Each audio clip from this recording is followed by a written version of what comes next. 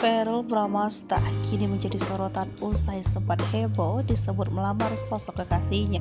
Verrell Bramasta bahkan pamer memasangkan cincin ke jari manis seorang wanita yang belum diketahui siapa sosok itu. Dalam unggahan tersebut, Verrell Bramasta tampak memamerkan momen saat dirinya mempersiapkan sebuah cincin pernikahan untuk sang kekasih. Verrell pun terlihat tengah bersiap untuk menemui kekasihnya untuk memberikan cincin tersebut. Bahkan saat itu Verrell dengan sangat tampan menggunakan kemeja putih rapi sehingga memang diduga akan melamar sang kekasih dengan membawa sebuah cincin. Akan tetapi, Verrell ternyata tengah melakukan promosi sebuah produk minuman kesehatan.